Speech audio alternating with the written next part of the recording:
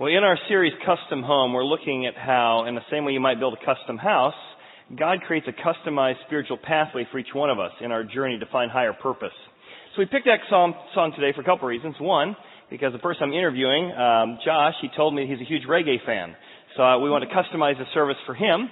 And also, I love the words of that song, that we need to emancipate ourselves from certain lies, certain challenges. There's a redemption song that Bob Marley speaks of that we're all longing for. So can we give a warm welcome to my friend Josh Dieter? Josh, come on up. Good to see you, man. Thank you. How awesome was that? Not many times that Chad asks, hey, what's one of your favorite songs, and Albert sings it. That's right. You know?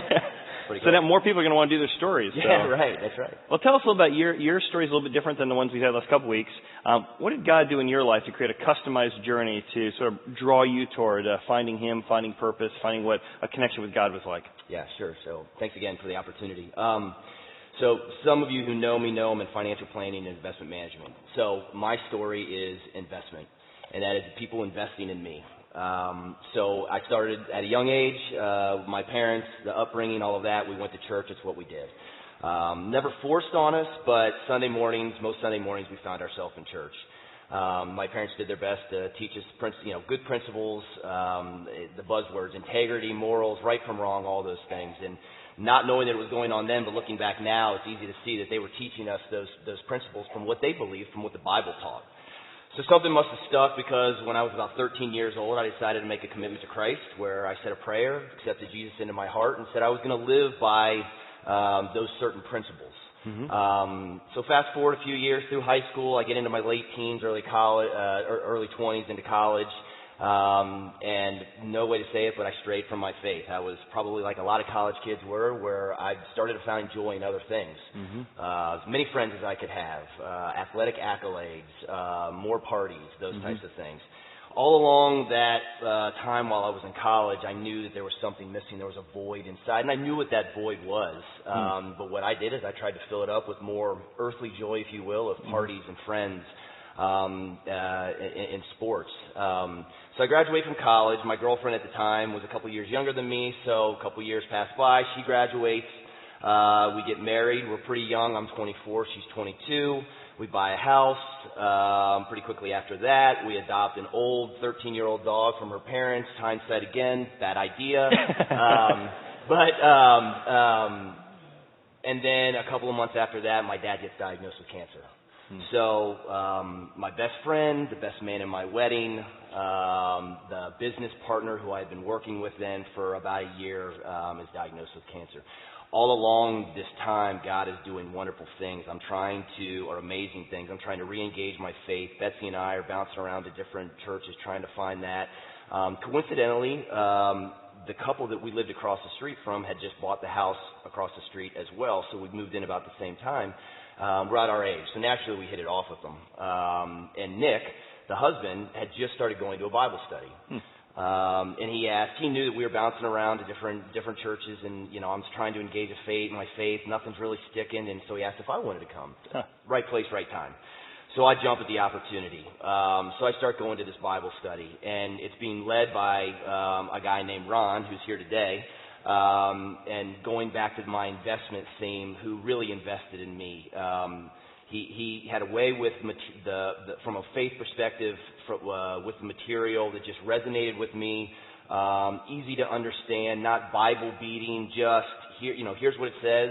This is how we take it, understand it. He was also good from a business standpoint as well. Mm-hmm. So me being young in my career and all of that, I asked him if he would mentor me.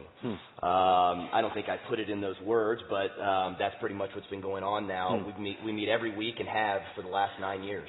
And so Ron has taken time to invest in me, which has allowed me to be where I am today. So again, my investment theme from my parents to my wife to a guy just living across the street to Ron then and now has gotten me to where I am. Sure, 9 years of investment. Wow. One-on-one, weekly. That's custom. Weekly. Now let's go back to your father's death, because for a lot of folks, none of us want a customized experience where death or trial or difficulty grows us. And yet what I often hear from folks is it was a difficulty that grew us. So how did your father's cancer become a customized path to deepen your faith? Yeah, sure. So, like I said, when Betsy and I got married, I'm 24, she's 22. I'm new in business, working with my dad, best friend, best man at my wedding. He gets diagnosed with cancer, and it was obviously a very difficult time. But the cancer that he got diagnosed with was one that the doctors felt super confident about. We caught it at the right time, et cetera, et cetera. 95% of the people who get that cancer are smokers. As my dad said, he was just a lucky 5%. Yeah. So, and that's just kind of the attitude that he had. And so they put him on radiation. And again, radiation doesn't have the side effects that chemotherapy do. So again, he's attacking this, not having some of the side effects. He's winning. The cancer's going away. And then we get about a year and a half into the initial diagnosis, and kind of the reality of the disease hits. The cancer comes back, and it comes back in spots where they're like, we can't fight this with radiation. We need to go after it with chemotherapy. The chemotherapy took its toll physically on him. What probably a lot of you have dealt with, been around, whatever. And so physically he was beaten down. But mentally and spiritually, it just couldn't touch him. His attitude was contagious, and people couldn't understand his attitude and our attitude as a family of how we had so much joy. Yeah. And how we had hope and what we had hope in. And the hope that we knew that Jesus had defeated death on the cross, and that we knew that my dad, should it come to that, was also going to defeat death. Yeah. So my dad would fly my sisters who were out of town at the time. He would fly them in. We would have time together. There was fellowship. I'd lie if I didn't say there was crying, and there was, but we had a joyful experience together. So late 2007. Dad's been battling cancer. Quick side note on that, the couple that had lived across the street from us, Liz, she was a nurse. She happened to be a nurse in the same facility, the same room that my dad got his chemotherapy every single day. Wow. Tell me that's coincidence. You're never going to get me to believe it. So, late 2007, doctors come to and said it's spread to areas that we're not going to be able to fight it anymore. Wow. The cancer spread. You've got two options. You can go on some really heavy-duty chemotherapy. It's going to make you sick, and you're not going to feel well, and it may extend your life a couple of months. Or you can just say the heck with the chemotherapy and take what you've got, live the last months that you've got. 6 to 9 months is what they were thinking at that point, as healthy as you can. And my dad, being the guy that he was, he said, I'll take what I got. Wow. So from then on, he got as healthy as he could get, and almost 8 years ago today, March 28th, 2008, I'm at home getting ready for work. My mom calls and she says, you better come. This is probably it. This is your final chance to say goodbye to your dad. And so the reality starts to sink in. Then I finish getting dressed. I'm not thinking that this is the end, but I'm going to Mom's house. I'm in a suit, ready to go to work afterwards. And I'm not 10 minutes away from the house, and my sister calls, and she said, Dad just died. Wow. And the reality of that sinks in, and the emotion of that, and I would, again, be lying if I didn't have fear and disappointment and anger and all of those emotions that you get, but eventually I had a peace, and I had Thanksgiving. And Thanksgiving because I knew where Dad was. Yeah. I knew that that hope that we had, that where he was going, that's where he was. So for 57 years, my dad lived well, led well, and he died well. And I still remember to this day, and I still use it, and I think that he's probably happy that I am, is that he would tell people is that my bags are packed, I know where I'm going, and I'm ready. And if that's not confidence, I don't know what is. Wow. I love that idea that you had confidence even in the midst of really the darkest hours. My dad and I also are great friends. I can't imagine that as well. Well, part of Josh and I talking about just the experience of grief and how God uses these difficulties is we thought no one expresses the feelings of grief and longing to see someone better than James Taylor. So as this next song, maybe as you think about grief moments in your life, think about these words and the kind of confidence that Josh was able to have and his dad had in the midst of facing uncertainty. Is that the kind of thing that you'd like to have as well? Let's listen together. Thanks, Josh.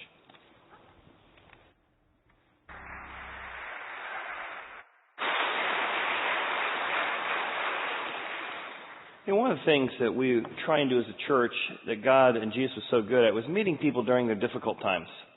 And it's one of the things I'd like to talk about today, because often folks will come up to our 10 and 11:10 service and say, hey, why do you do James Taylor? Why don't you do Amazing Grace? And then you listen to lyrics like that and you're like, oh my goodness, what could express grief better than that?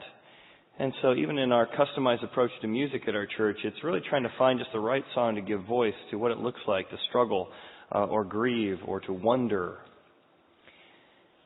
And whether it's the death of your father or whether it's a tragedy, about a month ago, we had a guy attending our church, and he said, boy, I need you to come down to the hospital. And so I went down to the hospital, and they're in their 40s, and he said, my wife just had a double stroke and a heart attack, and oh my goodness, everything's changed. You give messages about how to trust God in the midst of difficulty, and my wife and I talked regularly about how the fact that we really haven't had any major tragedies, and now I'm facing a incredible unknown. So as I'm in the hospital room talking with him, he just shared how many people in the church, customized, have come down and prayed and brought meals and talked and checked and texted or taken care of family or needs in different ways. And so I called him this week just checking up. Hey, I know it's the first week back at work and you're still, not sure what the future holds. How can we help and how you doing? And he said, well, my wife is able to communicate with sign language with one hand, but I don't know sign language real well. She kept it up better than I did, thank goodness, because she's starting to communicate. And I said, well, we got another friend of the church who specializes in speech, in sign language. And I said, do you mind if I exchange phone numbers? Oh my goodness, yes. And so I put a quick text in and got that person connected to this person. It turned out they were on their way downtown and they were going to go by the hospital anyway. And then he called the next day. How'd that go? Oh my goodness. I was able to communicate with my wife and we were able to figure some things out and got me some resources. And we don't always do it well, but that's different than just everyone comes to a big church and you're a cog in a wheel and there's another big chair. It's how do we create customized care for you, for your family, for me and my family? How do we help each other during the times when we're knocked off our feet? And we're going to see today, Jesus is going to interact with two people who are knocked off their feet. A woman named Mary and Martha, and they both have had the exact same circumstance. They both just lost their brother. And it's amazing because in the exact same circumstance, exact same situation, Jesus is so customized, he will approach the two different people in the same situation totally different. Because he knows he wants to meet them in a way that they can best feel the hope, feel the friendship he's trying to offer to them. And what we're going to discover today is that you will lay everything at the feet of someone who was there with you when you were knocked off your feet. And if you've had one of those moments when your kids are rebellious and everybody didn't pretend that their kids were all, obedient all the time, somebody really stayed with you during that time and helped you as you were going, oh my goodness, what do you do here as a mom? Or maybe a time in your business where things weren't going the way you want, or some malicious gossip gets spread in the community and you find out who your real friends are. And you remember that for decades. Because the person who was there with you when you were knocked off your feet, when you went through a divorce, when you went through a challenge, when you had real pressure on you, you find out who your friends are, your colleagues are, and those friendships mean so much. The people who were there with you when you were knocked off your feet. And Jesus is going to be there for Mary and Martha, and he's going to have two customized style for them. And I think what we can learn here is, one, what Josh talked about. How do you have faith in facing death? A real confident faith that can be rubbed into your grief. But also, how do you approach people in different circumstances differently based on where they are in their journey? Now, look what Jesus does here. The first thing he's going to do is he's going to encounter Mary and Martha when they are knocked off their feet. Here's what happens in the passage. A certain man was sick, Lazarus of Bethany, the town of Mary and her sister Martha. It was that Mary that anointed the Lord with fragrant oil and wiped his feet with hair. Now, she's not going to anoint his feet until later, but by the time they write this book, she is known, famous through history, as the woman who washed Jesus' feet with some oil. We'll talk about that later. But the reason she's going to wash his feet and lay this at his feet is because of what happens in this passage we look at today. Whose brother Lazarus was sick. Therefore, the sister said to him, Lord, behold, the one you love is sick. And they'd seen Jesus heal people. They'd seen him come and help strangers. Certainly, he'd been in their house. He'd been friends. He loved Lazarus. They supported his ministry. The family did. Jesus, please come. Help our brother, the one you love, who is sick. But Jesus doesn't get there in time. And Lazarus has died. And now Mary and Martha, these two sisters, are grieving the loss of their brother. They are knocked off their feet. Their dreams, their hopes, their family. Is this fair? Why did God do this? Why didn't Jesus come? Why couldn't He prioritize? Why couldn't He move faster? All these questions are going through their mind. And Jesus will come and interact with each one of them during this time in different ways. Notice the first thing He does is interact with Martha. He's going to offer Martha truth and hope in her journey. Very different than He does with Mary.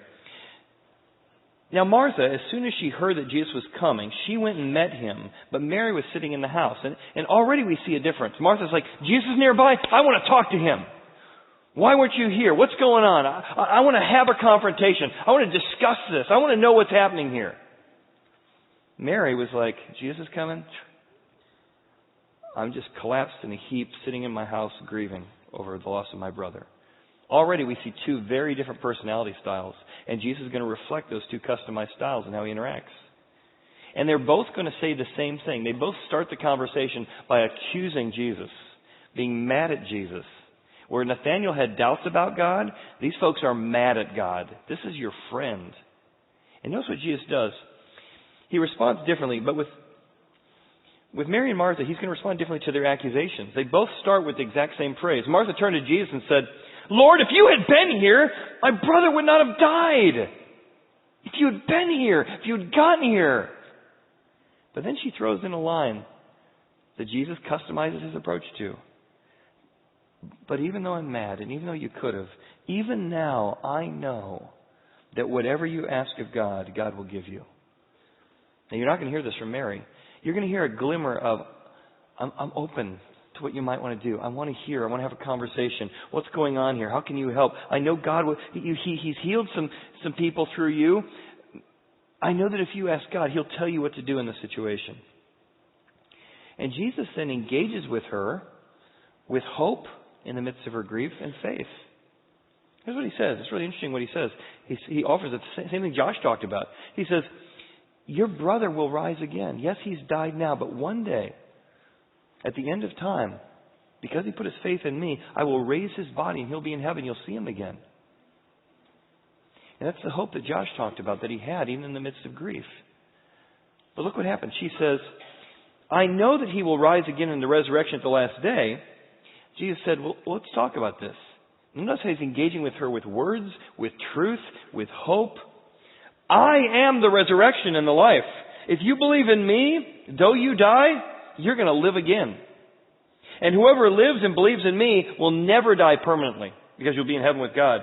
Do you believe this? Look at the engagement, the questions, the dialogue. None of this He'll do with Mary. None of this content, none of this theology lesson, none of this, here's the truth to rub into your grief. None of this He'll say to Mary. Do you believe this? She says, yes, Lord, I believe that you are the Christ, which means the anointed one. Many people think Jesus Christ, that's His last name, because your dad always said, Jesus Christ. No, that's not His last name. The word Christ means the anointed one. That'll be important in a second. I believe you're the anointed one, the Son of God, who has come into the world. Now notice this.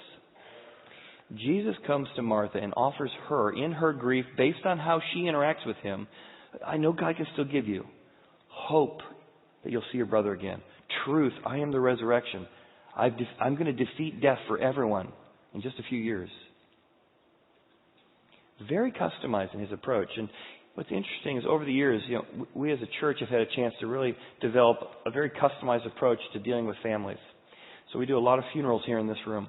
A lot of funerals. A lot of times Kenny or Albert are singing a song and we're working with the family and we customize a service every time to really reflect the story, the life of whoever's died. And sometimes those have been stories we've customized. We've had several folks who committed suicide over the last couple of years.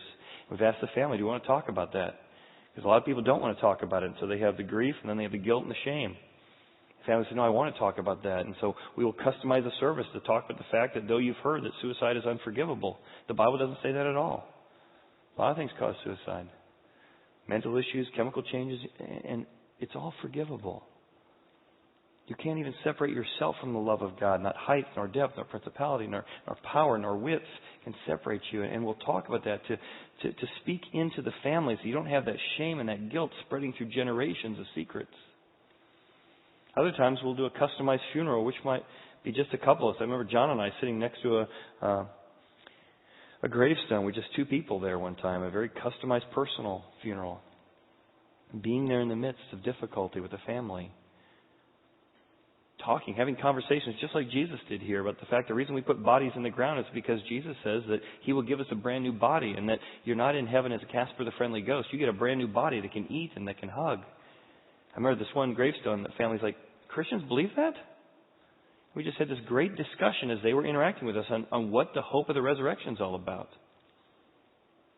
Other times, just tragedy striking, in our community, we've had lots of tragedies in the last couple of years. And I think it's our youth team that's the first one to be there to help when there's a suicide or a death or a tragedy in the schools. And it's our volunteers, it's our youth team that go in and are praying with kids and talking with kids and listening with kids and trying to customize and find a way to meet us in the midst of our difficulty and answer questions. Why did God allow this? And what's going to happen because of this? Even the last couple of years, as we've been trying to figure out how to do student ministry, and we're still trying to figure out the best way to do it. We went from a Sunday morning program to realizing that if we could do neighborhood groups like Young Life last couple of years, we've got a lot more students in our student ministry now because we're meeting in neighborhood groups, and we're still trying to figure out how to improve that beyond it. But we're trying to figure out how do we customize to meet kids and create relationships where they're at. Because that's the heartbeat of what we're attempting to do as a church. We want to meet people like Jesus does with Martha, meet you where you're at. I read a book when I was back in college by a guy named Sheldon. The book is called Severe Mercy. It's a very interesting book because he was a skeptic. He was a professor at Oxford, and he became friends with C.S. Lewis, famous C.S. Lewis of the Narnia series. Famous C.S. Lewis, the top thinker of the day of Christendom. But he was friends with C.S. Lewis. And so rather than just hearing theology, it was actually personal letters. So this book has actually got 18 personal letters written from C.S. Lewis to Sheldon. It's a love story about how he falls in love with this woman named Davy, and they just love each other. I mean, it's a romantic story filled with a tragedy, because as they fall deeper and deeper in love, she becomes a follower of Jesus, and he is not. And he's an Oxford professor. He really can't believe she's getting into this kind of nonsense. And so they're having lots of dialogues, and yet their love for each other is so deep, and yet his frustration is, he says, I almost felt embarrassed to say it, but I was jealous of God. I felt like my wife loved God more than she loved me. And I didn't know how to articulate it. It almost felt childish to say it, but that's how I felt. So he began to dialogue with C.S. Lewis to say, hey, how can there be a meaning in life? And how can there be? There's lots of different religions. And how do you know the Bible's true? And C.S. Lewis is writing back and forth with him. Well, in the midst of all that, things get worse because his wife gets terminal disease. And now he's not dealing with the problem of evil. He's dealing with the problem of evil. I'm losing my wife. What kind of a God would do this? And he's dialoguing back and forth with C.S. Lewis, and his wife has just got this incredible confidence, even as she faces death, saying, this is what my faith means to me. This is why I want you to join me. I want to spend eternity with you. And he's like, oh, man, he's just so conflicted. Because he wants to please his wife, but he just doesn't believe the nonsense. And as he begins to reflect on this, he just reflects on the difference between how the women seem more comfortable with their emotions than men. He writes this. I love how honest he is in just reflecting. He writes in third person as he describes this, talking about himself. He had been wont to despise emotions. Girls were weak. Tears were weakness.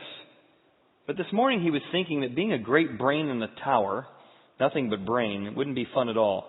No excitement, no dog to love, no joy in the blue sky, no feelings at all. But feelings are emotions. He was suddenly overwhelmed by the revelation that what makes life worth living is precisely the emotions. Maybe girls with their tears and laughter were getting more out of life. Shattering. He checked himself. Well, showing one's emotions was not the same as having them. Still, he was dizzy with the revelation. What is beauty but something responded to with emotion? Courage, at least, partly is emotional. If the best of life is emotional, and if one wants the highest, the purest emotions, the joy was the highest. And in books, joy was found in great love. So he wanted the heights of joy. He wanted to have great love. But in the books again, great love, great joy through love, almost always seemed to go hand in hand with frightful pain. You might lose it. You might be hurt. Davy ends up passing away. And despite her pleading with him to consider faith, despite dialoguing personally with one of the greatest thinkers probably in our time, he said it wasn't the intellectual journey, it wasn't the emotional pain.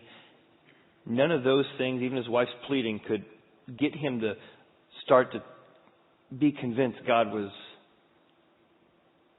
demonstrating himself to Jesus.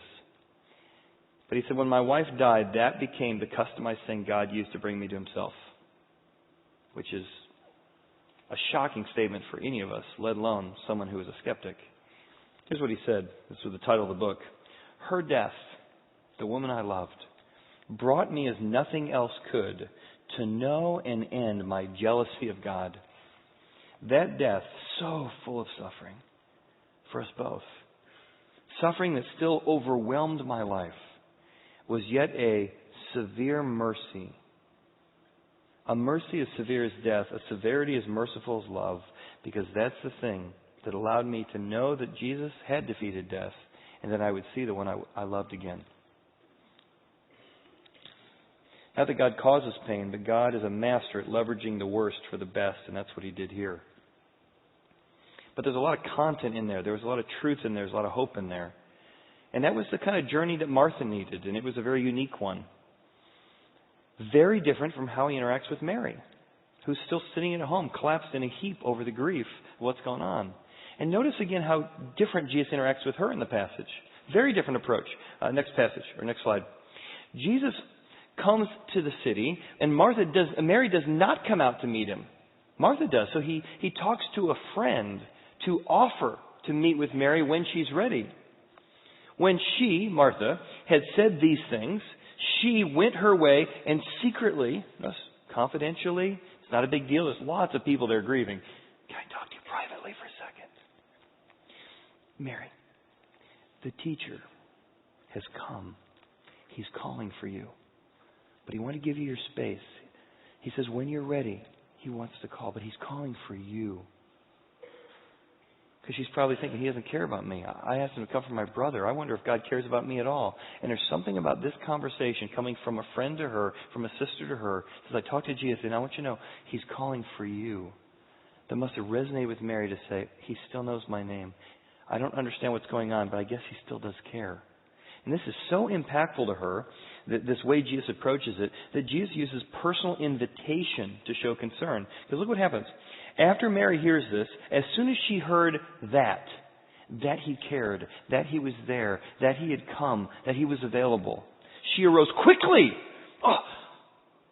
Now she knew from a few verses before he was coming, but now that he knew her by name, was asking for her by name, she rose quickly and came to him. Look what Jesus does. Jesus stays in the same place so that Mary, once she was ready, could find him.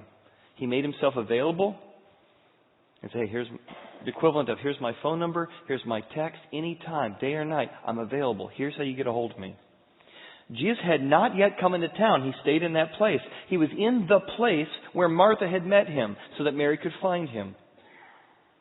And the Jews who were with her in the house, because Jesus is Jewish, Lazarus is a Jewish community, who were with him in the house, comforting her.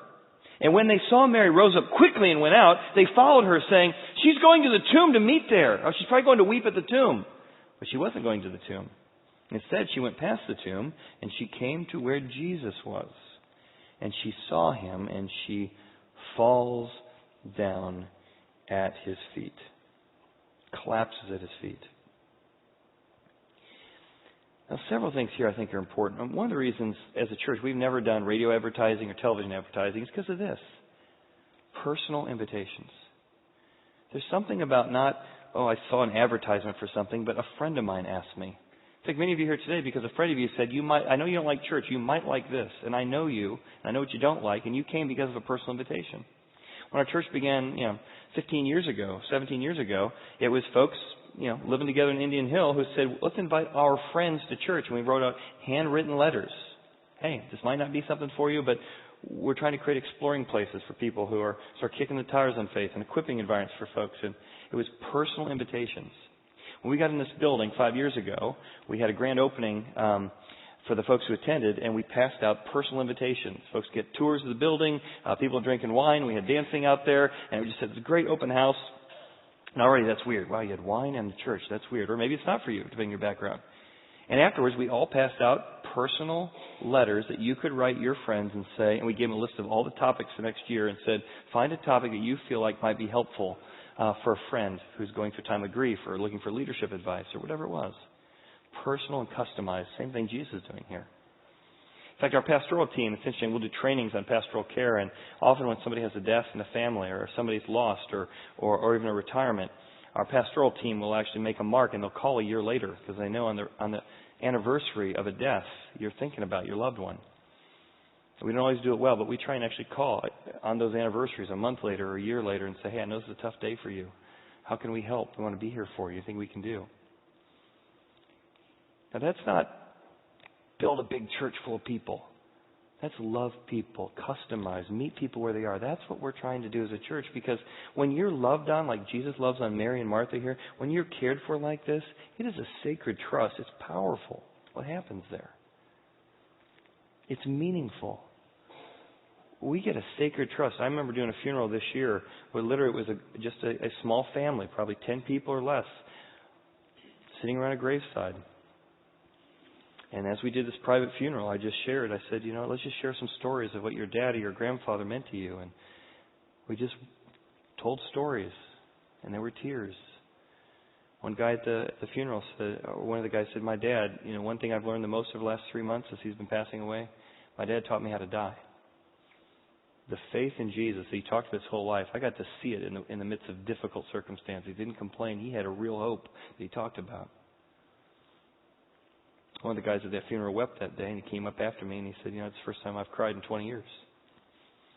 And I thought, what a sacred trust that I would be invited into this personal moment.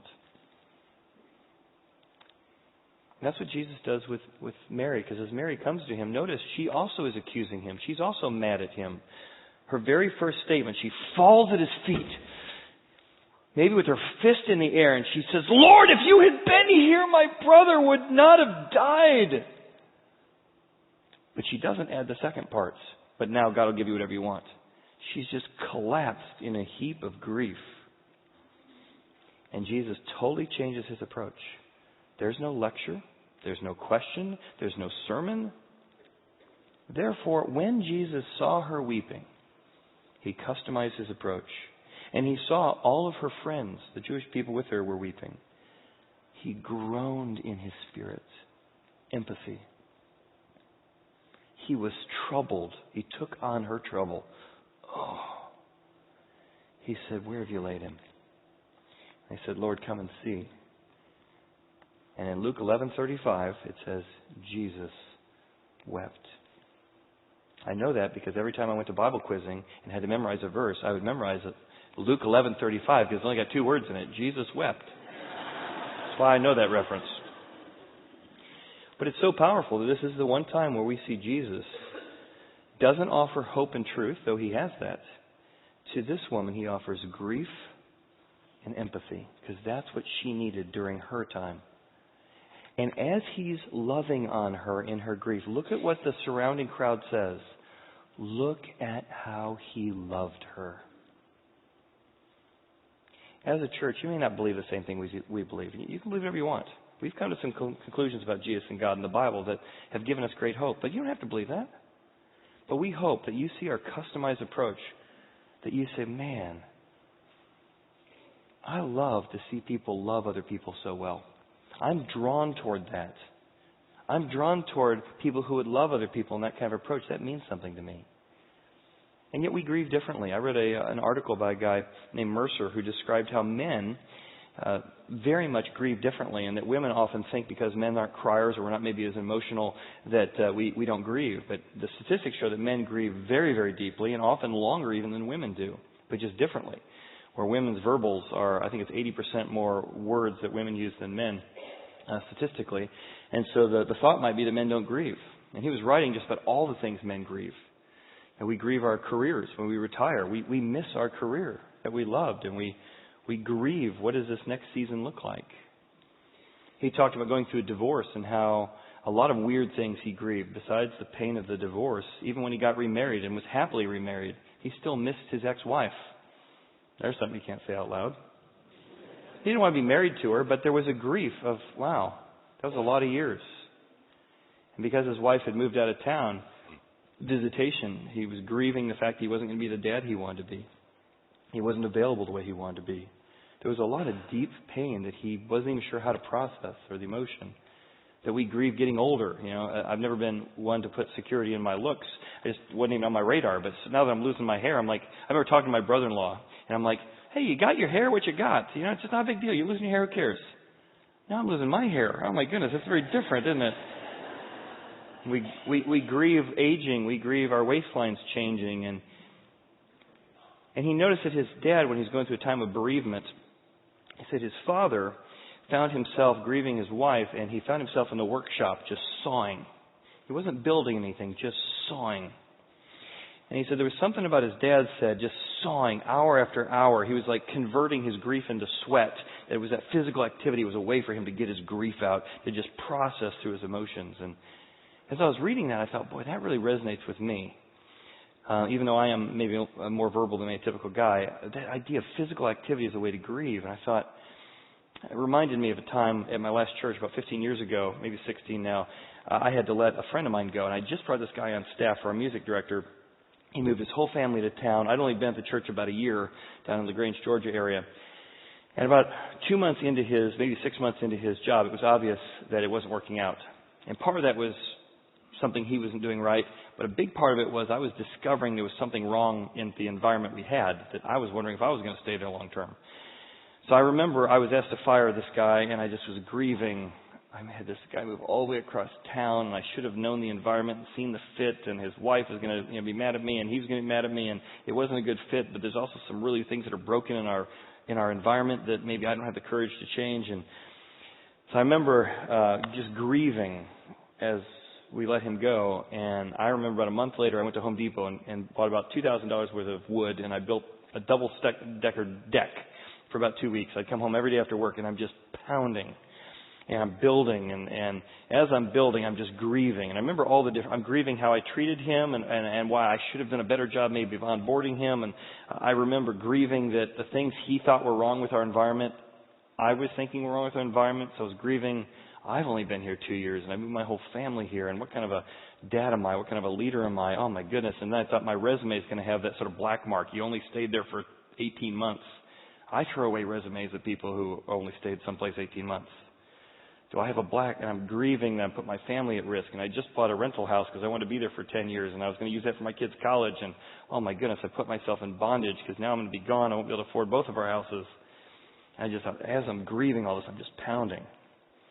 But one of the things I was really grieving was one of the things I didn't like about our environment there is that our church pastor, I was the second guy, required us to look into people's financial giving. Part of why we were making this transition with this guy was his giving.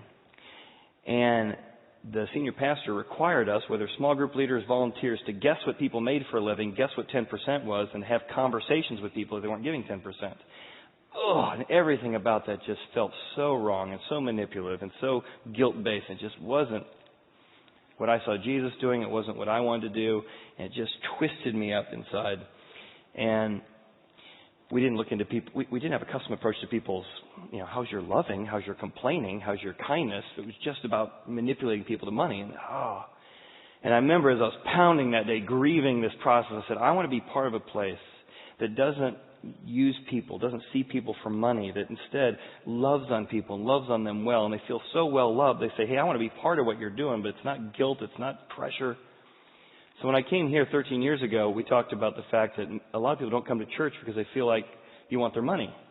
And so as you notice, we don't do an offering. It's not because we don't have financial needs. Our custom approach is very expensive. But we don't want people to feel like you're being used. And God doesn't want your guilt money. And I certainly don't want to guilt anyone. I've never felt good about anything I was guilted into, ever, ever, ever, ever. But boy, I know when I am loved on well, when I am cared for well, when I believe in a vision that is, oh my goodness, look how you're educating my kids, look how you're caring for us during times of need, look at the types of services you're putting on. Boy, I don't want to just put $10 or $20 or $100. Well, I want to be part of giving to this. I want to be part of that. And so if you wonder why we don't do an offering, it's because for many of you, we don't want you to feel like we're trying to get anything from you. And yet, don't misunderstand that and think that it's not expensive to do the kind of work we do. But we want folks to come up after service and say, hey, how do you, so I think we had 5 times in the last 2 weeks, somebody's come up and said, how do you fund this place? I think we had 5 conversations. Down on the mission trip, Marcus, our CEO, was asked, and I was asked. And I said, honestly, it's folks who say, I love what you're talking about. I want to be part of what's going on here. How can I do it? Instead of giving, $20 or $100, saying, I want to give a percentage of my income to what's going on. I want to be part of this. What do you need? And folks would come up and say, hey, why do we have windows if they're always closed? Well, because those motors don't not work faithfully, and every time we try and use them, they break. So, there's $15,000 for new motors. Oh, if I knew that, I might want to be part of that. Or why don't you have services on internet, on video yet? Well, we're looking at that. It's about $135,000 purchase above and beyond our regular online regular annual giving. So, between now and December, we're thinking about actually putting that so we can do the stuff we do and put it on video to stream it. And folks have said, well, if I knew that, I'm not going to give a whole 100, but I'd like to give 5,000 toward that or 10,000 toward that. So sometimes, I'm just, one of the things I'm not good as a leader, I guess I'm so overreacting to how my last church manipulated people. Sometimes I don't do a good job of communicating because I want to make sure that when we give, we give and respond because we've been so well loved by God. And because we've been loved and we see He's been so generous to me, I want to be generous to others. And that's exactly what Mary does here. When somebody is there for you when you're in a difficult time, you will lay everything at the feet of someone who is there for you when you're knocked off your feet. And so remember the story began by Jesus telling us, or John telling us, that this was the same Mary that anointed Jesus with oil. Well, that story will come up in John. 6 days before the Passover, when Jesus will be crucified, Jesus came to Bethany, where Lazarus, who had been dead, whom He had raised from the dead, He does raise Him from the dead, therefore, they made Him supper. So they're sitting at supper together. It's Mary who he gave truth and hope to. It's Martha. It's Mary who He grieved and wept with. And it's Lazarus sitting there at the table. Look what Jesus has done for us. Look at the hope. Look at what He gave us that we couldn't do for ourselves. And Martha is there as the doer, serving Jesus. Oh my goodness, what you've done for me. Lazarus is the one who sat at the table with Him. You brought back our brother. And Mary, who remembers that Jesus was there for them when they were knocked off their feet, took a pound of very costly oil of spikenard and anointed the feet of Jesus and wiped His feet with her hair. Now, what is a pound of spikenard? This very expensive perfume was worth 1 year's wages. This was an incredibly affluent family, enough that they had 1 year's of wages just sitting around in perfume. And she said, of all the things I could do with 1 year's wages, is I want to lay it all down at the feet of the one who was there for me when I was knocked off my feet. And she takes off that spikenard and she pours it on His feet. She then, in an act of incredible kindness and tenderness and intimacy, takes her hair and she wipes Jesus' feet with her hair to say, you have done for me what I never could have done. The promise of heaven, the return of my brother, the meeting me in my time of grief. She lays everything at the feet of the one who had been with her when she was knocked off her feet. And as this beautiful moment of generosity is being shown for everyone to watch, all of a sudden Judas goes, oh, what a waste of money. Of all the things we could have done with that money, I can't believe you're building a big church with that. I can't believe you're using that for God's stuff. Do you know how many poor there are in the world? This is what Judas says.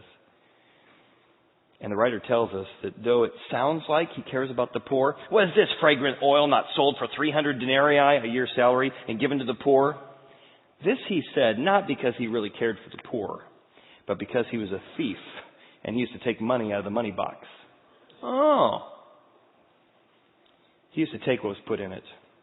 And Jesus turns to him and says, let her alone. She has kept this precious gift, a year's salary, for my day of burial. She understood what I was about, giving my life for others, being generous and dying for others like no one else did. The poor you're going to have with you always, but me you do not have always. And here's what's intriguing. In the Old Testament, whenever a king was anointed, that's what they would do. They would literally anoint a king with oil. They would pour oil over him. So when David was king, they poured oil, scented oil over him. So as the king came through town, he would walk directly through town, and people would come out and cheer him. And you could smell. The king's robes were soaked with oil. You could smell the anointed king. In the book of Song of Solomon, the King Solomon and his fiancée are talking, and she says, whenever I see the king coming, he's anointed with perfumes, because you would anoint the king. Remember Jesus' last name is Anointed? Mary says, of the best thing I could do with my life, I want to create a scent that will last for a lifetime.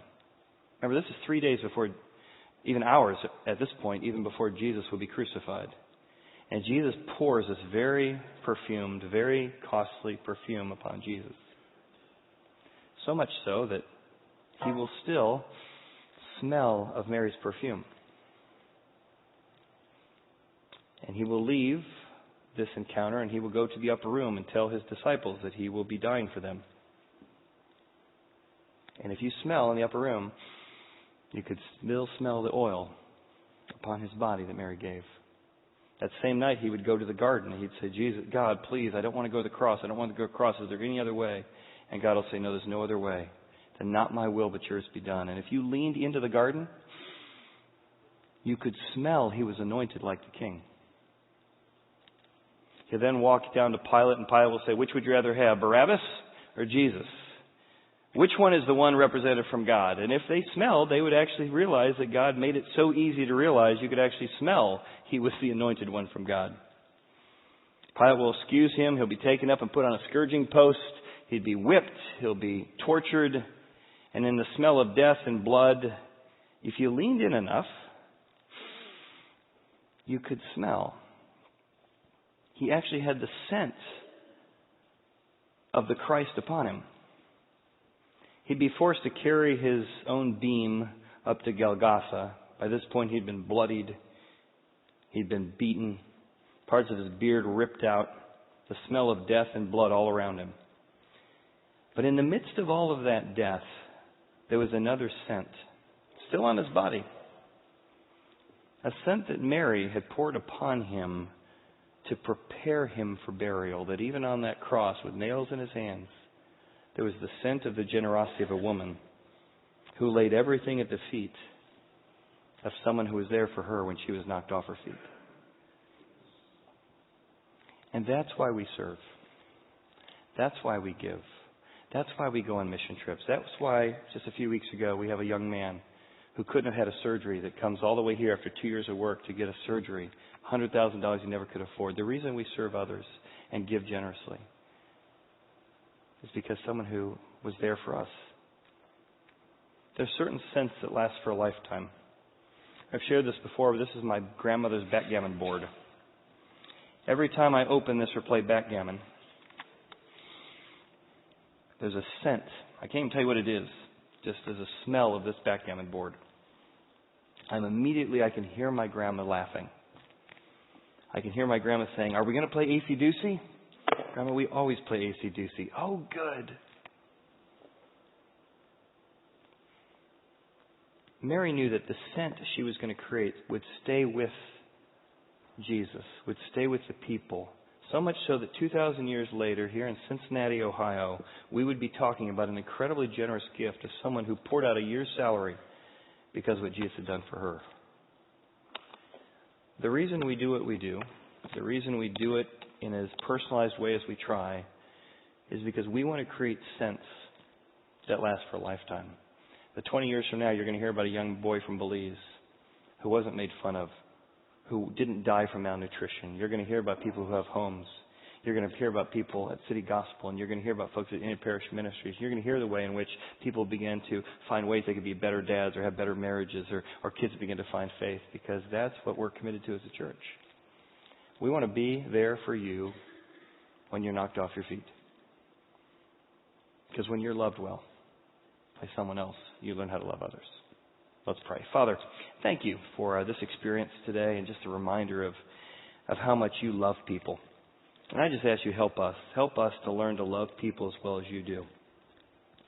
Help us to be customized in our approach with our kids, with our employees, with our friends, with our neighbors. Help us not to overstep our bounds. Help us to create space. But help us to be people who know how to grieve, how to process our own grief. And Father, I ask that if each person, someone's here today and they're just wishing they had the kind of hope and faith they could rub into their grief, Father, that they would just have an honest prayer saying, God, I want what Jesus talked about. I want what Josh talked about. And if you want to do that, it's really that simple. You just say what Martha said. You can pray in your own heart. Just say, Jesus, I believe you are the resurrection and the life. And I believe that if I die, you will raise me on that final day. And His Spirit will come and live in you, and you can have the promise of eternity. In Jesus' name, amen. Thank you for being with us today. Sorry that pastor went over today. I'm going to talk to him. He really went too long. If you did come prepared to give, there's some offering boxes on your way out. We'd love to meet you. Third door on your left is the hearth room. We'd love to say hi if you're new to the church. Thanks again.